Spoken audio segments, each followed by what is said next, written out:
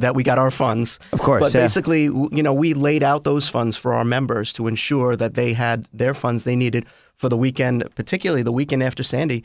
Everybody was in need. You were in need of gas. You were in need of, food. You were in need of a generator potentially. Now, you mentioned before, of course, the issue of technical aspects of the business before the storm, during the storm, after the storm.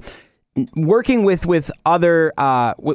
your members, did you notice any technical issues that you may have thought were going to be okay, and then it happened, and you're like, all right, we need to step back and fix this because it's not going through the right way, and we need to make sure that our members are being taken care of? Did you notice any technical issues that were a problem for you guys during or after the storm, or? Well, all of our major systems were up and running. We had our home banking up and running, so members could log in and receive their information. Our biggest issue we really had was the power to the power grid issues that were affecting all of Long Island. So our main location is on generator power. So we always want to make sure our main systems are up and running. Members have access to their funds through our main systems, ATMs and debit cards and home banking. But we had our individual branch locations that were out of power for some time. We were dependent on the power grid on a lot of that. So we had, for example, 4 branches open the day after Sandy hit. And then progressively, we worked our way up over the next several days to our 11 branches that we have, 10 in Nassau and 1 in Suffolk County. So it was really the power issues that were our biggest glitch. So we are looking into, in the future, having our satellite operations, our branch locations, where possible, run on generator power as well. And of course, you mentioned the fact that for the future, because it seems as though, we had a hurricane last year, we had one this year. It seems as though it's becoming more of a common theme to get hit with these hurricanes in and about the Long Island area. How important was it for you to plan the procedures and the aid to your members for this storm, and knowing that plan has now been put in place, and you can not only improve on it, but continue it in the future should this happen again? It certainly was a good practice, Ron. I'm hoping this isn't the weather trend for the future, as I'm sure we all are. As I'm sure we all are. But we were well prepared for this, but there was definitely aspects of the operation we could improve. So it was a good exercise. We always go through these exercises and go through dry runs of what it would be like in an emergency. So it's something that we do prepare for. But going through the real thing and seeing some of those unexpected items is always got us better prepared for the future. You're listening to Plugged Into Long Island on Long Island's #1 rock station, 102.3 WBAB, and Long Island's #1 hit music station, 106.1 VLI. My name is Syke. I'm here today with John DeIeiso, the Chief Information Officer from NEFCU, of course, talking today about how they're helping their members in this time of need after, of course, Hurricane Sandy ravaging the Long Island area. John, I want to talk about the specific problems that you noticed most from your members. Was it monetary problems? Was it, house issues as far as power or damage to their homes or loan? What was the specific, if there was one, issue coming from your members that you heard on the phones or the reports? Mostly financial need, short-term funds. And one of the ways we responded to that immediate need that we were hearing people just saying, look, I've got a tree down in my yard. I need a couple of $1,000s to have somebody take it away. I wasn't expecting this expense. So we put several loan programs in place right away. One of which was we took our normal personal loan, which already has some pretty good rates, and dropped the rate for the first year to 1%. So basically, if you were looking for some short-term money, you could come into a branch, you could call us on the phone, log into our website, and have access to funds at 1% for the first year. For many people, that's all they were looking for. They were just looking to bridge a gap between the immediate need and maybe when an insurance payment would come. But even for someone who wants to continue that on and carry that loan out 3, 4, 5 years, we have that capability, with the first year being at 1% and then going to our normal rates after that. You talked earlier about having to wear many hats in your day-to-day job responsibilities. One of those hats, I'm sure, has to be, playing father, playing husband to your employees, and making sure that you're there emotionally for them. Did you notice your team or your employees coming together even more so during the process of the storm? And did you notice them coming together even more so after the storm, having worked so hard to achieve this goal that you guys had set out for the storm and your members? Absolutely. I really have an incredible team at NEFCU. And one of the first things we did a couple of days after the storm was put together a special team of expert employees, experts in loan operations, experts in loan servicing, in insurance, in collateral damage.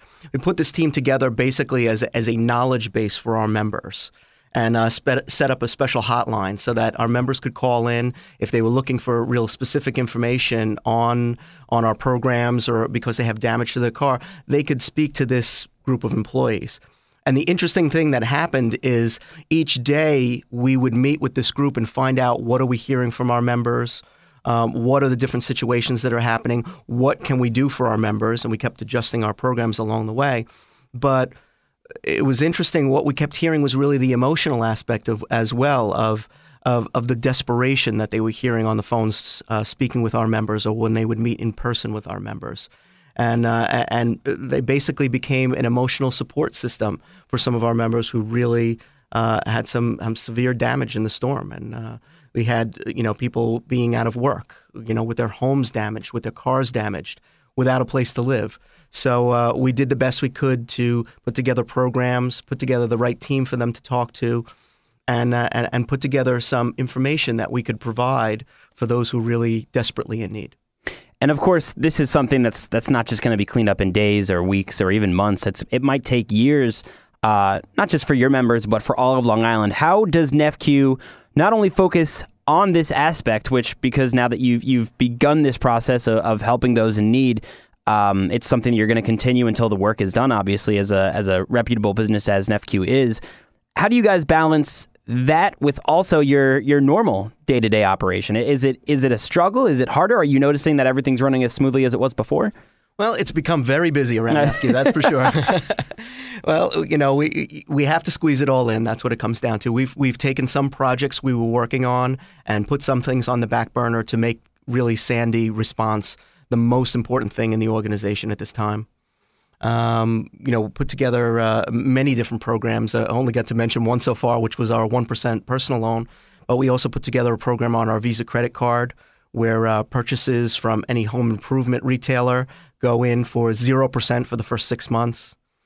We put together a program with Enterprise Rent-A-Car. We partnered with Enterprise for their car sales. When cars come off rental or off lease, Enterprise sells these vehicles, and we are offering 1% off our normally very low rates. So it's rates as low as 1.29% to get an auto loan for an Enterprise Rent-A-Car.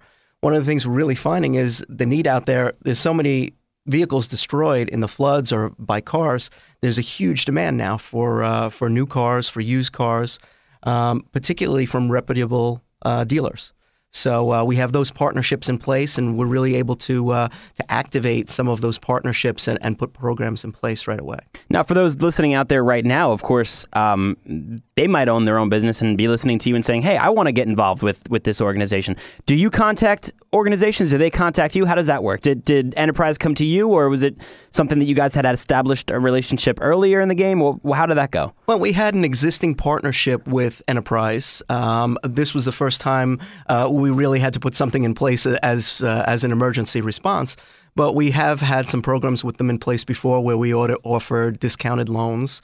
And they would even come and display the cars in our parking lot, so our members could take a look at, while they were coming in to do their banking, they could do a little car shopping right in our parking lot. That's cool. And we'll make the loans right on the spot. So, but this was a situation where we really wanted to reach out immediately to some partners we already had in place and say, hey, we've got this idea.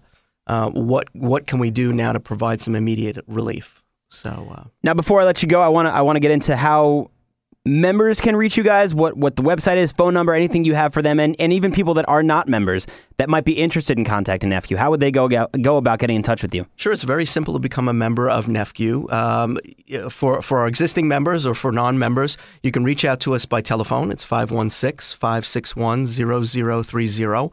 On the web, it's www.mynefcu.org. That's org.org. Our main office location is in Westbury, 1000 Corporate Drive, right across from Target. And we have 10 branch locations in Nassau County and our newest location in Suffolk County in Comac. Another edition of Plugged Into Long Island in the books. Of course, speaking today with John DeIeiso, the Chief Information Officer of NEFCU, on Long Island's number one rock station, 102.3 WBAB, and Long Island's number one hit music station, 106.1 BLI. My name is Syke. John, thank you so much for joining us this morning. We appreciate your time. It's my pleasure, Syke. Thank you.